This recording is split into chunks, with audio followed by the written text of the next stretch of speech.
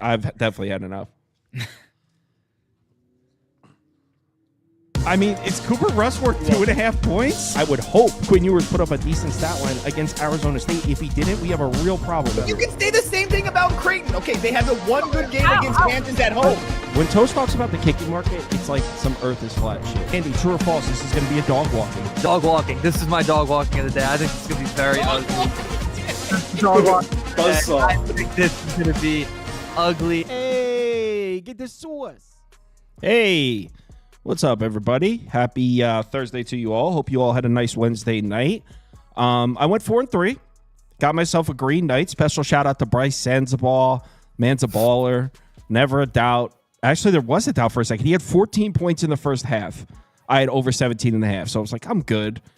We're 5 minutes left in the fourth quarter, and we're chilling on 16 points. But he did get a late bucket. He actually scored a couple. I think he ended up going over 20. So he ended up clearing it pretty easily. But shout out to Sensabaugh. Also, shout out to the Sixers, who almost blew a +7 cover in overtime. That was my top bet that I put as the full unit bet on the website last night. So that one came through. Did lose a couple, though. Warriors team total under. They came out and dropped about 40 points in the first quarter. And then, I mean, there was no turning back. And then also the Heat Lakers, another one where my under was dead in the first quarter. And then the rest of the game actually wasn't that bad. For some reason, in the first quarter of the Heat Lakers game, it was like 35-34 or 38-34 or something. And then the rest of the game actually was kind of like I expected. I expected the Lakers to control but I thought it was going to be a little slower. But first quarter was just too much to come back from. But overall, take a winning night.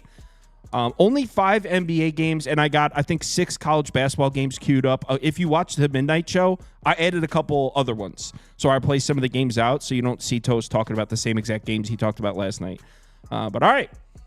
Pacers, Pistons, I got a bet in this one. Chalk me up. Pacers money line, I got it at +123. So I think I got some closing line value on this. Is it really +105 now? Yeah. All right, so I got a decent amount of closing line value on this one. I think I got, let me just double check. I think I got +120 something. Hey, stop the bragging, Kyle. Get to the +122. Exactly. Guy just thinks he's a CLV king here on his thumb. I know, yeah. At a +500 on the Pacers money line here. They were 9.5 point dogs. Not really a big deal. I mean, I'm a sharp. When I see value, I hit it. It's the kind of person I am. It's like how I like to live my life. But yeah, I'm on the Pacers money line. I know that the Pistons have been playing some defense recently. In fact, we pointed it out in the video last night. The Pistons defensive rating since Jaden Ivey got hurt is just severely increased. Maybe it's because guys like Tobias Harris are getting more minutes or Asar Thompson. Maybe that's why Jaden Ivey has struggled defensively this year. But you also have to consider who they've played. Look at the Pistons' recent games. It's like Orlando, Charlotte, Toronto, Minnesota, not a good offense. I mean, of their last 8 games, 7 of them are against bad offenses. So I think this is when the Pistons defense comes back down to earth. You got an Indiana team that could definitely score. I don't think there's any update on it. Yeah, I don't think Halliburton's going to play. He is listed as questionable, but he's dealing with a groin injury, and he's only missed 1 game. As Prop Beaver was pointing out yesterday, usually a groin injury is more than 1 game. So, I mean, he is still listed as questionable, but I don't think Halliburton's going to play. I don't even care. I still think the Pacers win this game. I still think they're able to score points on this Pistons defense. I think the Pistons probably are able to score some points back. I would lean towards the over. But I'm on Pacers money line, but I also don't hate an Indiana team total over if that's what you're on. Wake up call for the Pistons defense. Gentlemen, Chris? I'll just go back to talking about Pistons without Ivy. And more specifically, I mean, you guys should already know by now. We're going Cade Cunningham over 41.5 PRA. He's hit it 8 out of 10 games without Ivy. He has a lot more responsibilities, whether it's getting everybody involved, scoring. If this Pistons team is going to win, they're a favorite tonight, he's going to be a big part of it. So he's been consistent without Ivy. I think he'll do it again tonight, over 41.5 PRA. Cade over points, rebounds, and assists. I'm pretty sure Prop Beaver has a prop in this one as well. A Pistons over, I believe, right? Yeah, I'm rolling with the Crumble Cookie merchant himself. I'm rolling with Tobias Harris. 1 second, let me just get this out here. I really like the matchup for Toby. Hold on, why is he tonight. the crumble cookie merchant? That was the thing with Philly. I don't know. He had like a whole thing with crumble cookie. I don't know the whole lore of it. My buddy, he's a Sixers fan. He used to always joke about it. Anyways, so the reason I like Toby so much in this matchup, since Ivy went down 5-3 to the over, he's seen a nice minutes boost too. He's averaging 34 minutes per game, 16 points per game, 17% usage. If you look, 16% plus usage at home. This is a guy over his last 8 to 10 games, averaging 15 points per game, with 30 plus minutes just overall this season over his last 16 to 23, averaging 16 points per game. And Indy struggled to guard power forwards all season. They've allowed second most points per game to the position. Pacers' main weakness is struggling to defend the paint. That's been the case all year. Last 10 games specifically, 26 in efficiency. And that's Harris's specialty. He's 96 in percentile amongst forwards in paint frequency. So that's really where he always loves to attack. I also like the fact some people like to shit on matchup history. I think the history tends to repeat itself. Dude always cashes against Indiana. So over his last 8 and 9 matchups since 2021, he's averaging 18.3 points per game on 20% usage. So on just slightly less usage on a lower line here, I think he has 14 in him. So I'm getting that at low vig. I like the value. So Proppy also likes, or he might have mentioned in the beginning, that Tobias Harris, he claims, plays better in the city of Detroit. Oh, he loves the Little Caesars Dome Arena, whatever the hell it is. But I'll tell you what, His home away he likes the significant? Crazy Sticks or whatever the hell it is. Yeah. Yeah. And what is it? We also like TJ McConnell, right, Kyle? We just need a line to drop. Yeah. Well, it is a perfect matchup for TJ McConnell.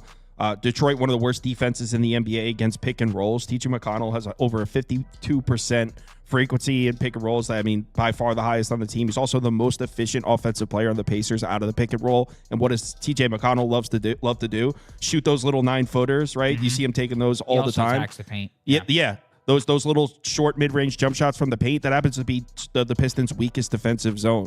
So it's a beautiful matchup for TJ McConnell. He also has scored double digits every single time he's played the Pistons, or his last 4 times.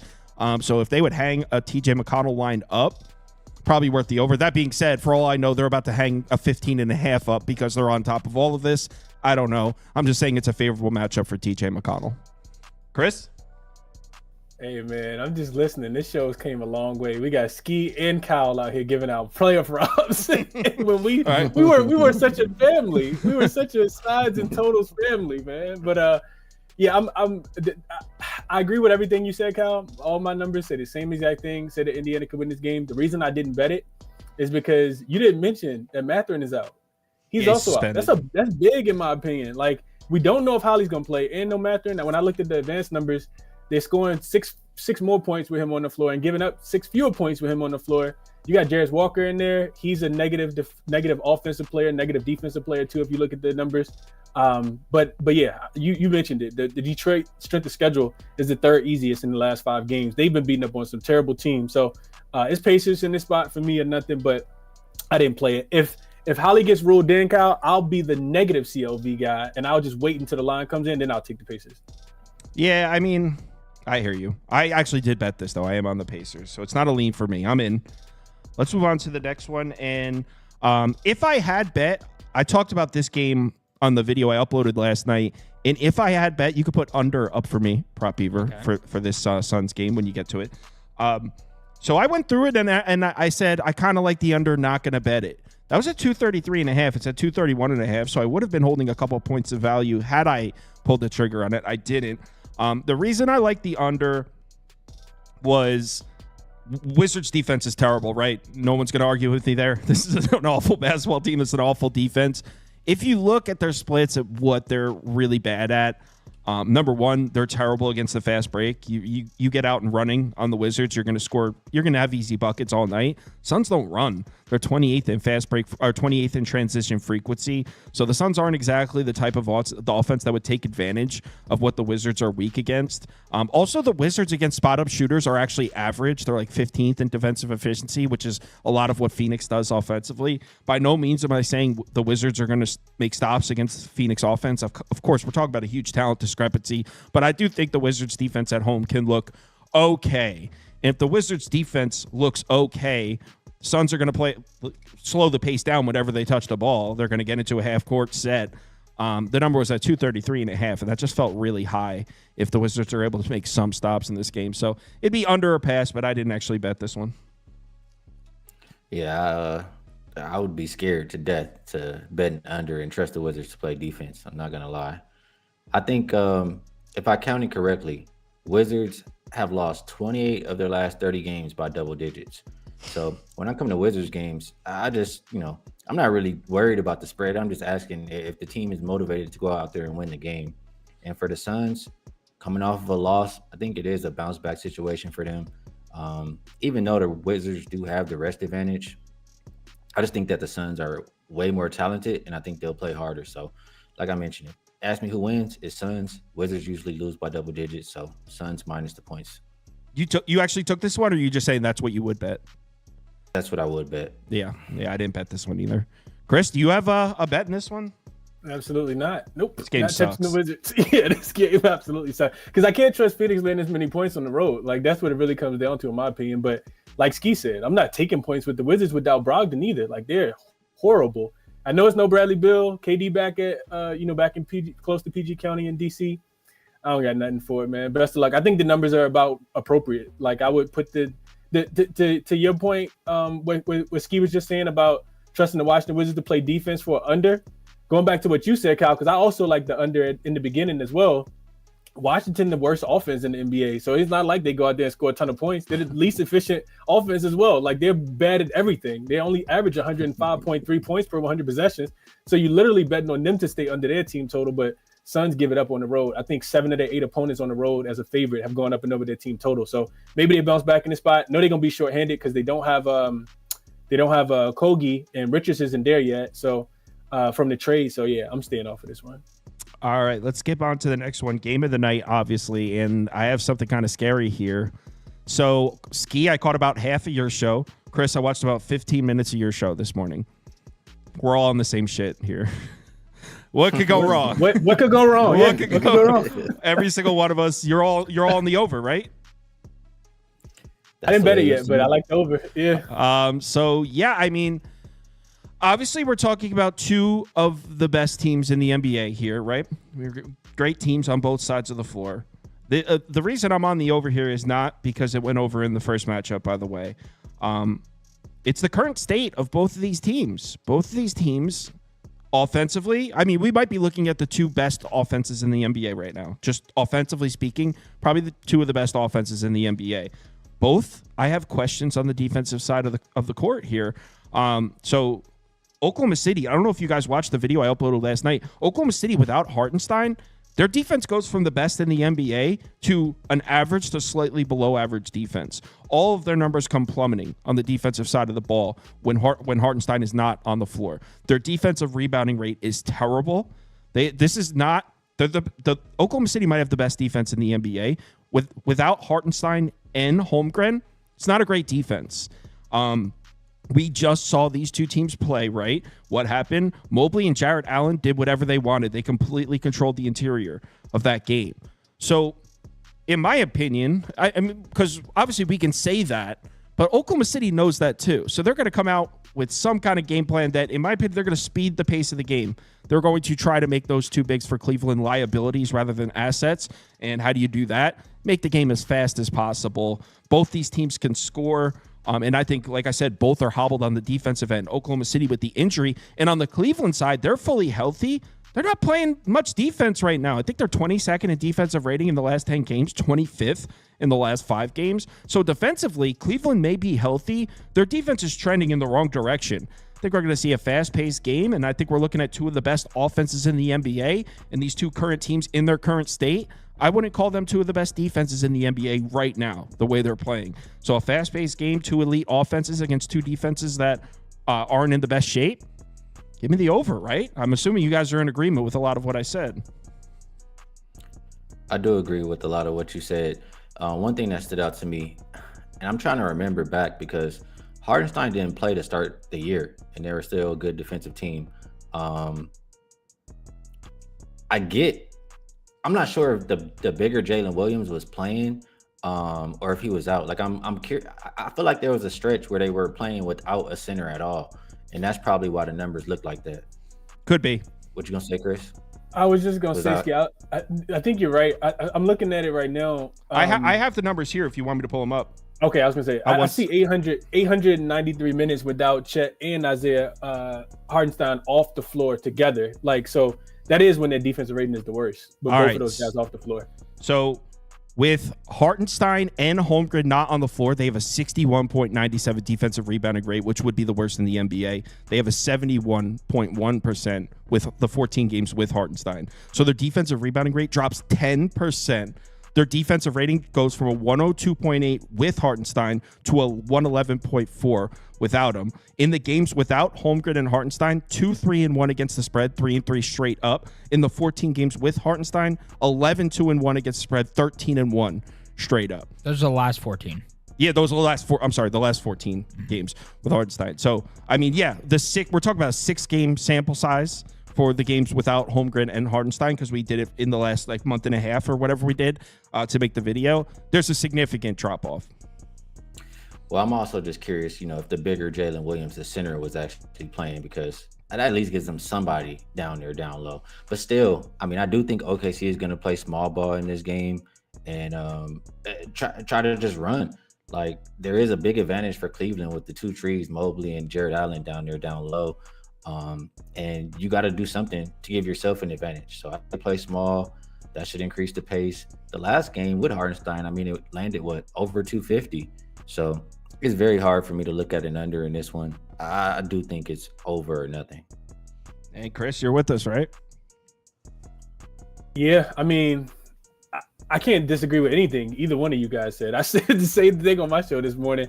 I typically like to bet unders in these little bounce back spots, of course. I can't bet this under though. Like, Jared Allen, Evan Mobley should have a field day down low, cleaning up all the shots that Garland and Darius and Donovan Mitchell miss.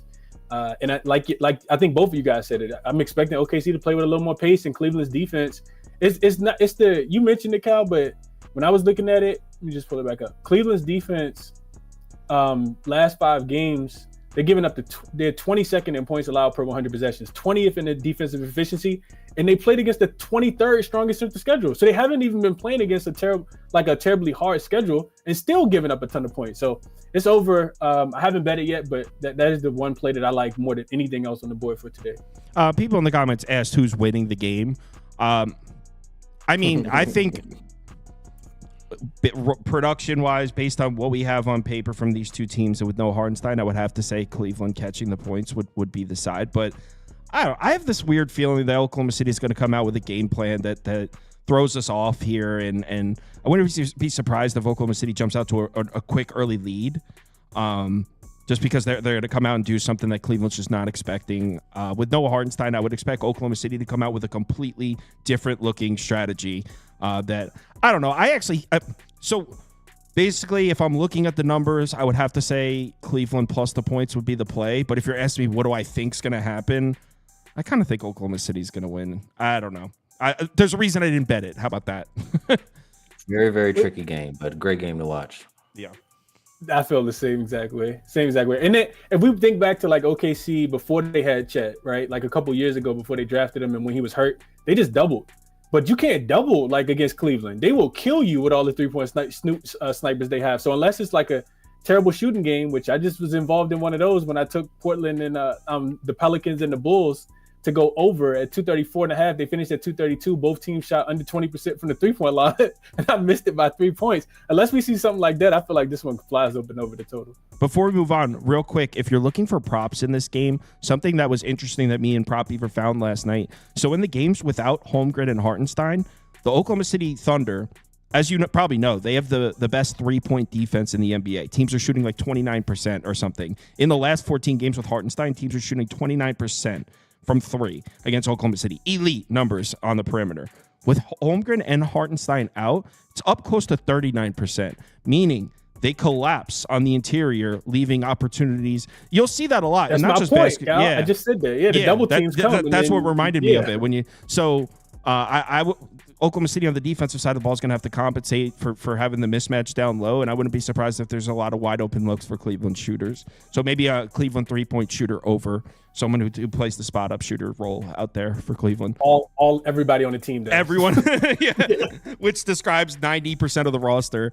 Let's go on to the next game. Clippers, Portland. I don't think I looked at this game, and I'm pretty sure it was because when I did the video last night. What was it? Well, because the Clippers game, playing. Yeah, they were playing. That was a nail biter. The Clippers game. Would they only win by 65? I think it was like 3. Yeah. So I didn't look at this game. If one of you guys want to take a lead on this one, I'm all ears. Well, I'll say we all saw that Clippers game yesterday. I don't think they had to exert too much energy to win by 60 points. Like, they're just cruising the whole entire game.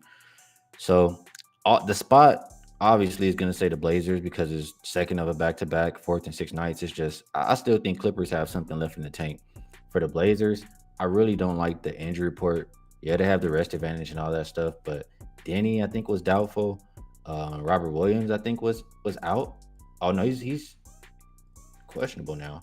So maybe they'll have him out there. Klingen out, Jeremy Grant out. I don't like a lot of these pieces out for the Portland side. I think if you like Portland, I would try to take them first quarter, thinking that after a 60-point win, Clippers may be coming here a little lackadaisical or sleepwalk into this game, and maybe the Blazers can keep it competitive for 12 minutes. Other than that, once the Clippers wake up, I think they're more than capable of winning this game by 10 points.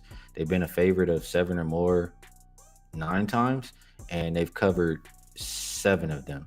So either first quarter Blazers or full game Clippers, but I did not play this game. So I think there's a Portland first quarter graphic in there somewhere, by the way, Prop Beaver. All right. So something to point out. So Ski mentioned how the Clippers are on a back-to-back. James Harden, 23 minutes. Powell, 22 minutes. Leonard, 24 minutes. Zubats, 22 minutes. So, I mean, as far as rest, their guys should be pretty good. So I might be down to just go Clippers full game. You mentioned that full game you would lean towards laying the points. I guess I would lean that way as well. Chris, did you take a look at this one? I did for about 5 seconds. I can't. I really I want to take Portland. I really, really do. But they've been horrible recently. And Ski just gave you guys the laundry list. Chris, did I just see a graphic of Clippers 1 to 10 point margin pop up on the screen? Well, let me finish my soliloquy. Here. But so the reason why I didn't bet the 1 to 10 win margin is because of what Ski said, that injury report with Klingen out, Robert Williams potentially not being there. Denny Avdia, I've been watching Portland because I'm a sicko. I've been watching Portland play. If without Denny Avdia and you just got Shaedon Sharpe and what's the other kid name? Anthony Simons, this is one of the worst offenses in the NBA. I feel like they could really struggle to score the basketball. So I can't quite get there with them. But I do expect the Clippers. The Clippers haven't been good on the road. I know Ski said that they were a favorite of 7 points. Them typically come at the crib. They're just I put in my notes that they're only 8-11 against the spread as a road favorite, and a +8 as a road favorite. Just 3-4 straight up, and 2-5 against the spread on 0 days rest. So, and they've lost 3 straight on the road. So this is a totally night and day team for the Clippers. But I can't take the points with Portland with that injury report that they have. So yeah, I didn't play this one. I wish I really could give you guys more on that one, but Portland is one of those teams, man. Clippers 1 to 10 point win. Chris loves this market, man. I don't. I think I bet it 3 times. Relax. That's 3 more than I've ever fucking bet it. How is the margin so big is what I'm thinking. That's 10 points. Yeah, so you don't really need the team to cover it. Whatever team you don't want, if you think the team's going to lose but not lose by the margin, then you just take the other team to win by 1 to 10. Because I don't think the Clippers are going to cover. The odds are typically plus 160, 165. Wow. So you get a little bit more. There it is. Rockets Kings. This is an interesting one. A lot of people in the comments were asking about this one. So let's pull it up because I don't have a bet on it right now, but I'm down to get involved. Let me pull up my spreadsheet. This is another one where the Rockets were in the middle of a game against Denver when I was making last night's video, so I didn't include it in the video. But I'm all ears. Chris, Ski, either you guys want to go ahead and start with this one? Well, you mentioned the Rockets played yesterday, 3rd and 4, 4th and 6. But I still think, their game yesterday I don't think was too taxing either. It wasn't as easy as the Clippers, but I don't think they had to exert that much energy to get the W there. For the Kings, it is their first game back home after a little road trip, 3 games. But the Kings have been playing good basketball. That last one, I'm pretty sure they were without Malik Monk, and they didn't get the job done. But before that, they had just won, 6 or 7 in a row ever since you replaced Mike Brown with Doug Christie. And it seems like the players really like playing for him. Also seems like they're trying to trend more to just being an offensive team. Vino kind of said that this morning. Mike Brown used to always try to get them to play defense, and that's just not who they are. They've been screaming that for years, and they continue to not do it. So I think if I have to play the over or the Kings would be my preferred side in this game. Yeah, I'm looking at the spreadsheet here. It's just something has to give. I mean, you got the Rockets, the best offensive rebounding team in the NBA, against the Kings, the best defensive rebounding team in the NBA. Also, you got the Rockets' elite defense in terms of forcing turnovers. The Kings do not turn the ball over at all. So something's got to give in a lot of these matchups. I do like how the Kings have great numbers against the fast break. Houston likes to get out and run. That should be a positive matchup for the Kings. Other than that, that's why everything that you just said, Kyle, I pulled my. Did we just lose him? I agree, Chris. No, I don't know. I believe we lost him. Yeah. I heard everything you just said, Kyle, and then he went out. It sounded like he was going to say something really compelling too. He was really into that pick too. All right, we'll give him a second. It was the first quarter bet too. I don't have a bet in the game. No Kings, no favorite team? Yeah, put Kings up. Put Kings up. I'm not going to turn my back on my guys. Light the beam. Chris disappeared from everyone's screen except for Toast, I guess. So, Chris, leave and come back. What about, why do we not take the over here? I'm just looking. Kings games, they've been killing that 225 mark. Every game, it seems like, except for one. The Rockets, I don't know. I'm really trying to get there with over. I feel like the Rockets defense has been kind of lacking. Look at the last 5 games, they're 26 defensive rated team, both top 5 offenses. Rockets haven't been playing at the pace I would like lately, but Kings will push the pace, and they're at home. I think that they'll make the Rockets play at their pace. I'm kind of wanting to get there with an over here. Looks like Chris is back, and it looks like we have a graphic here for Chris. First quarter, Houston. I don't think it was first quarter. I think it might have been first half. That's really just get in to get out. Ski mentioned third game in 4 nights, coming out of altitude in Denver.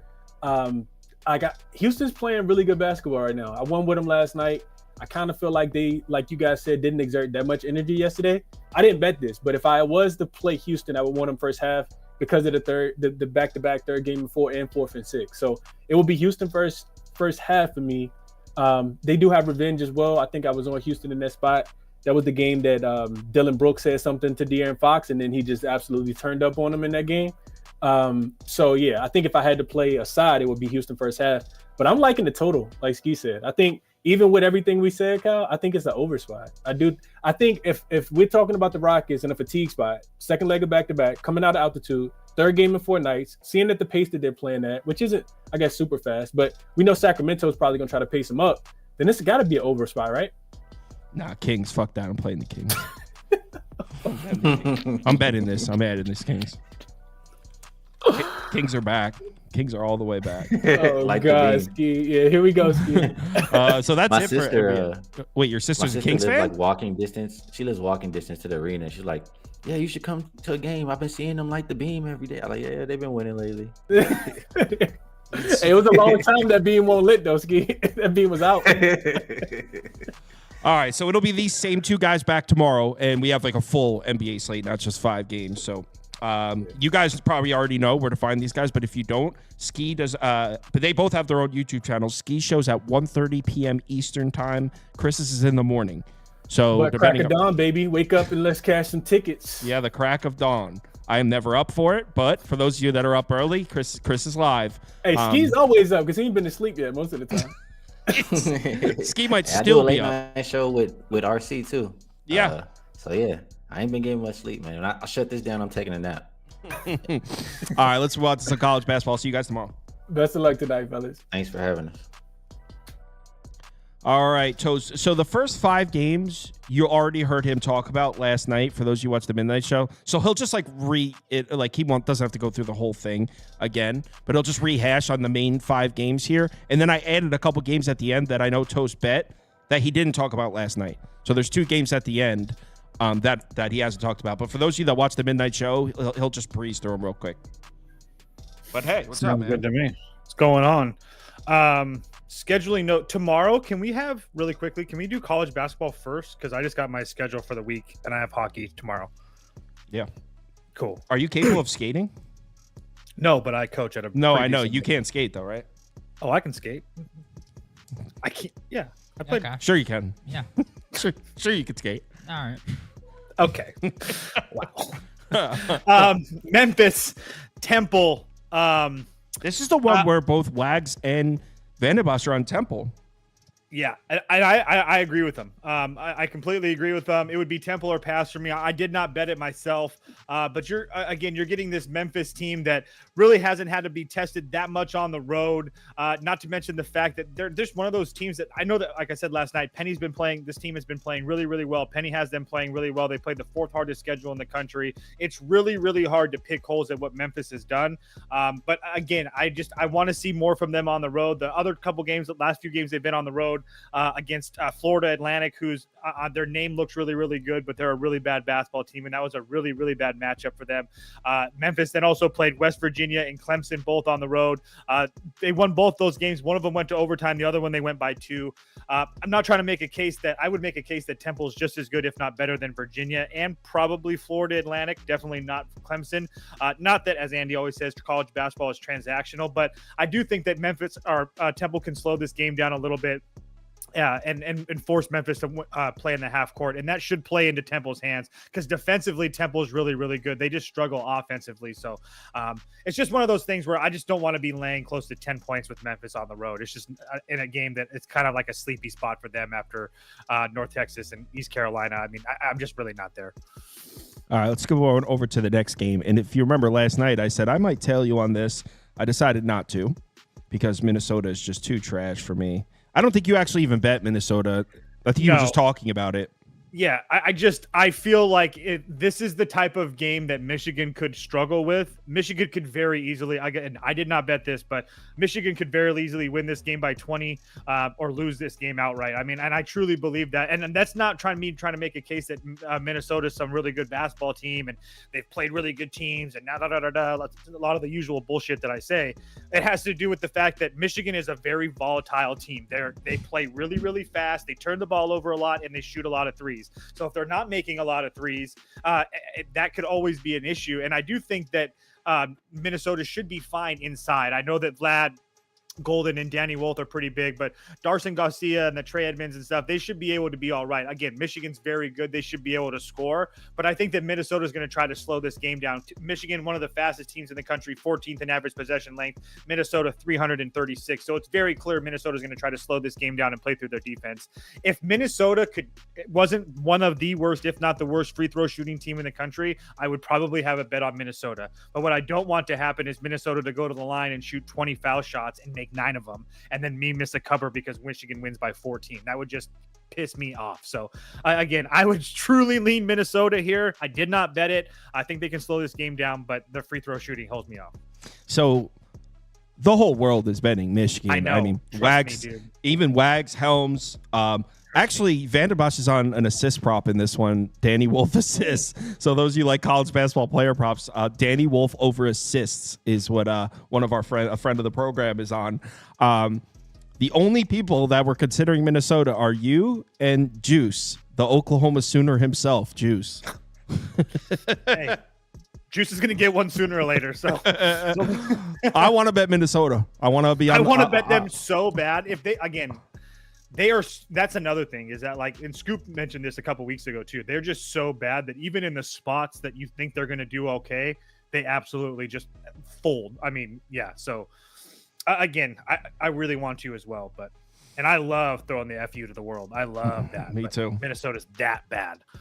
Let's go on to the next one. 3-12-2 against the spread are the Gophers. You guys lost CLV in this one, by the way, because it was plus 1.5 last night. Well, we lost CLV because the Northwestern's best player is out. So we just got screwed. Shit. Really? Yeah, so we just got screwed. It had nothing to do with the market. So there's actually conflicting reports about this. So it's Brooks Barnhizer. He's the 6'6" guy. And that was what really sucked is I literally said last night that if we have Barnhizer and Martelli, I think they can match up with Maryland as far as the guys with Queen and Reese. Obviously, Queen and Reese are much better than those guys, but I felt like having those two guys inside would be able to help Northwestern. That's definitely not the case tonight. So Barnhizer, Jordan Majeski is the guy that I read his articles every day.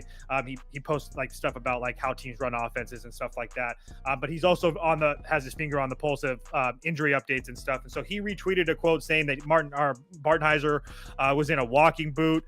Vanden Bosch just messaged me a DM like 20 minutes ago saying that some kids saw him at class and he wasn't wearing a walking boot. For so real? who knows? Like who knows what? Honestly, I don't really know what's going on. I would probably assume that he's probably in a boot. I think that I have a hard time believing that Majeski is going to get tricked on something like that. But regardless, I would buy out of Northwestern if you can. It would be all Maryland here tonight. I mean, look and see if Barnhizer is going to play. But now that whole question just makes this game an at least throwaway. It's Minnesota or Maryland or pass. Well, I mean, you take a game, and I'm just going based on off of how you described it. Maryland has the size advantage. They have some great. They have a really good front court. And you take out one of Northwestern's best players and starting bigs, seems like that would make the mismatch worse. Like probably worth more than a point, right?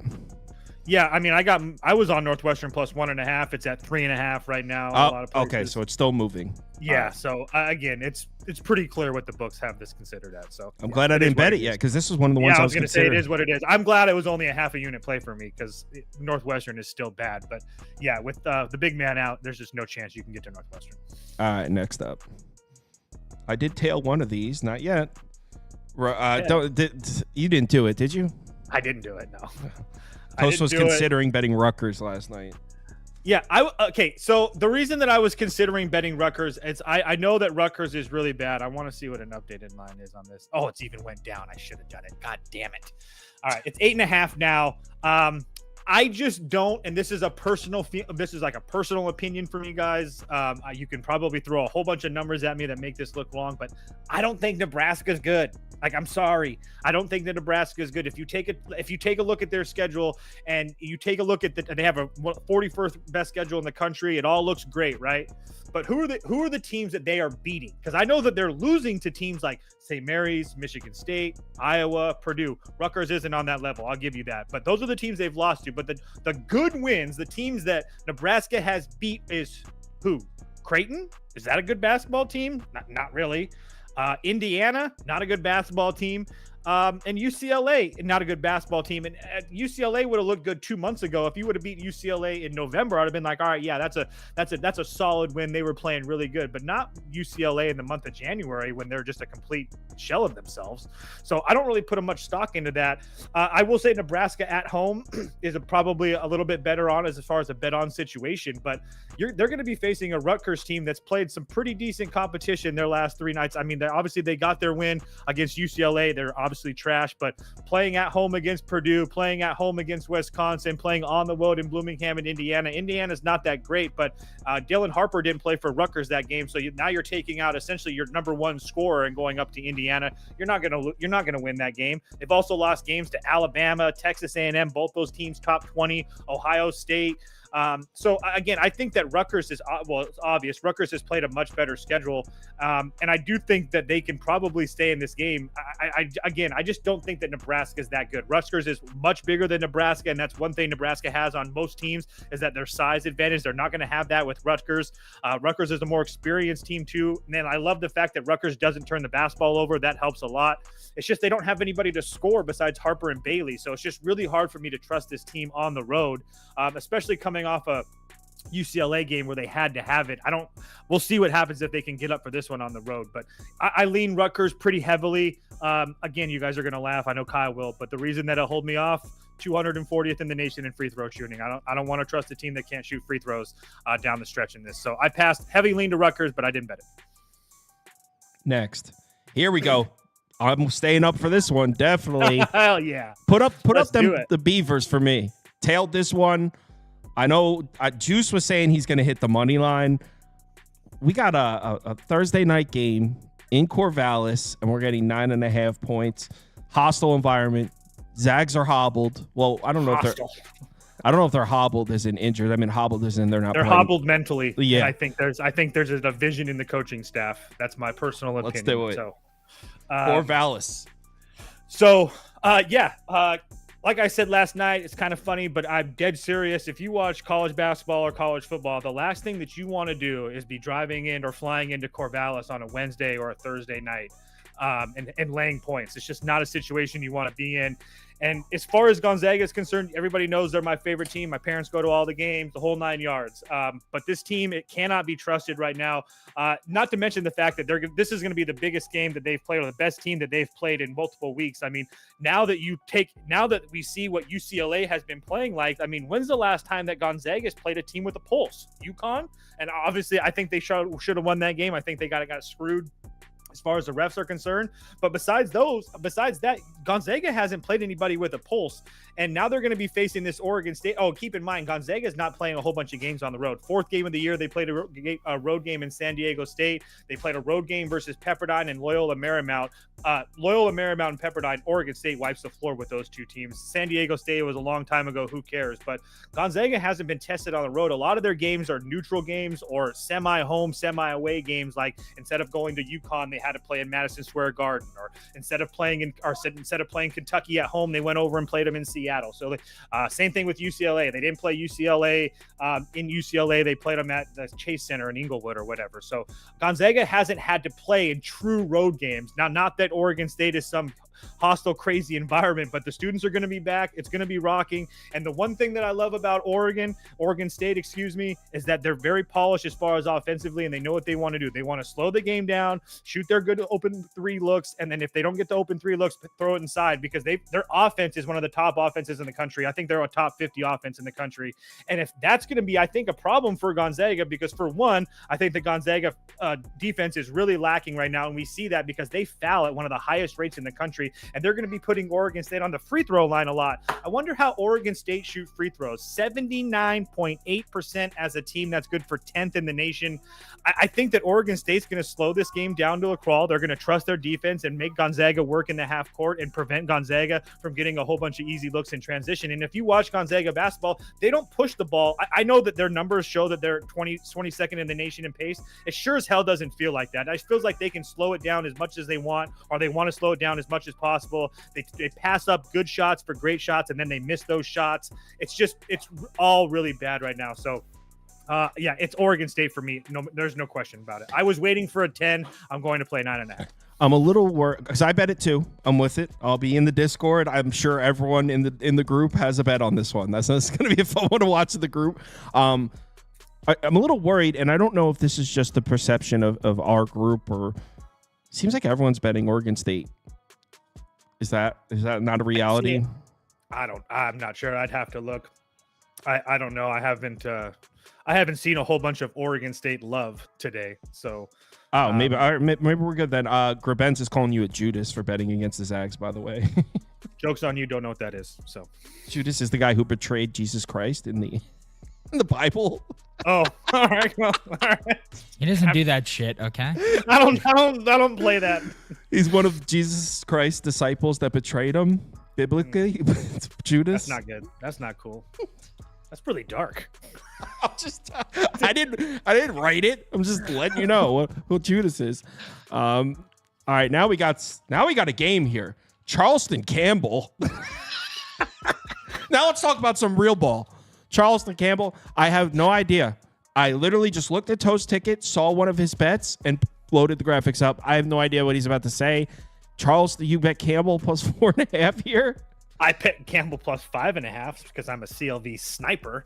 But yeah, we have a Charleston team that is playing really, really well right now, but they play really, really well at home. They haven't really had to play a lot of road games. I know they've played a couple. This is going to be their third straight road game as well, in which before that they had a whole bunch of home and neutral games. But my point being is that they're going to be facing this Campbell team that, I mean, in the marketplace looks absolutely terrible, but they're also playing, especially over the last couple of weeks, playing some really good teams like Longwood, North Carolina, UNC Wilmington, Elon. I mean, a lot of those teams present a lot of different challenge. Elon's one of the best teams, or one of the tallest teams in the country.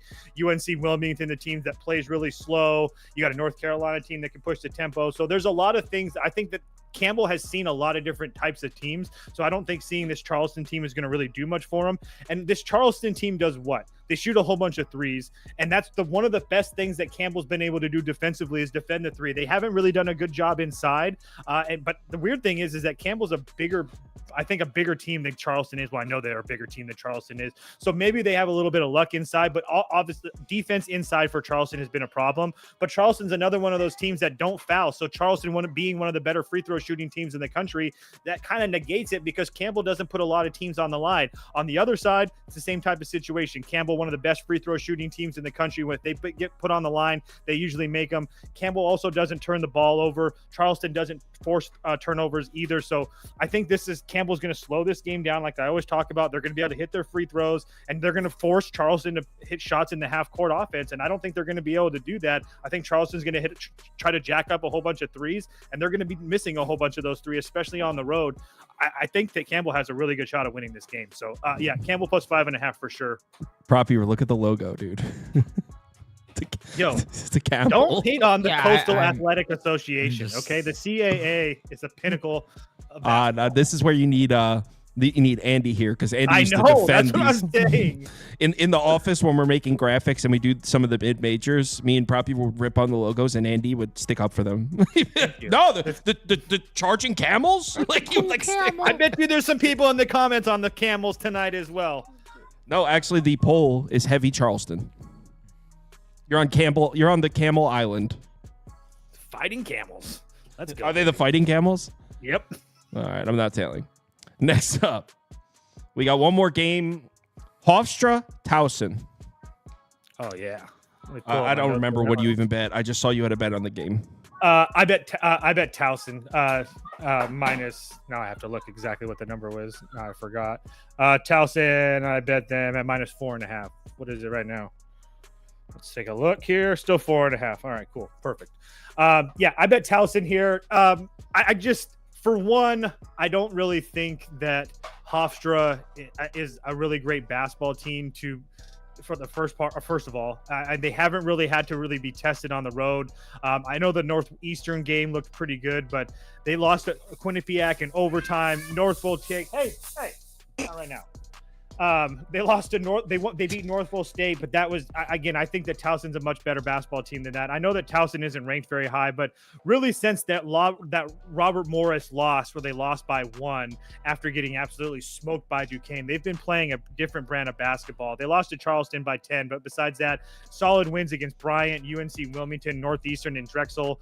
All those teams are very comparable to Hofstra to me, And the one thing that Hofstra does is, if you watch college basketball, you know, Hofstra's offense absolutely terrible, but they do have one of the best defenses in the country. The issue for me with that defense is they don't force turnovers. So for as much as you can talk about how the Towson offense has been pretty bad, they have been, but they do two things very, very well. They don't turn the basketball over, and they rebound the hell out of the basketball, and that's two things that Hofstra has struggled with. So I think that this is going to be a kind of like a really good spot for Towson at home here. They've been playing much better basketball, and now they're facing this Hofstra team that's kind of looked really, really good to start the year. They've started to kind of fallen off. Some of those teams I will give you a little bit better than Towson, but on the road, not a team that I trust with Hofstra. I think that Towson wins this game by 6+. So Vandenbosch is with you on Towson. He said they've been really good since conference play started. They got off to a rough start to the year. He also says, and I don't even know if he's bullshitting, he says it's $1 beer night at Towson too. The crowd should be loud. I actually heard that from somebody else, because it was that, and there's some other place tonight that has like tacos and margaritas. Wait, other people are talking about this. How do you guys know that it's dollar beer night? Yo, my spreadsheets are not in depth enough. I don't have dollar beer night in my model. Because Trevor is like me, that like scours like the Twitter accounts of all So he's a these freak schools. like you are. Yeah, and for me, like on Twitter, I have lists of every conference and stuff, and I just go through, and it'll be like retweeted. Oh, dollar beer night, come out to Breslin and get those beers. Like, so yeah. So you think that's influencing the market here? I don't think it's influencing the market, no, but I think it's another reason that you can bet Towson and be a little bit more comfortable being those students are going to be all liquored up and ready to go. I mean, the place probably could be rocking. Gonna be rocking. Dollar right. beer night? Are you kidding me? I'm not tailing, but I respect it. It's like dollar hot dog night at a baseball stadium. You can't miss that. Yeah, dollar dog night at Philly. Yeah, it gets nuts. All right. So yeah, that's it. But there's only 5 NBA games. We can't even do a community parlay. But thanks everyone for watching. We'll be back at midnight for the After Dark show. And no, that's it. Back at midnight. NBA upload, same as last night. That's going to be the pattern. Make sure you bet responsibly tonight. If you need me, hit me up in the Discord. I'll be working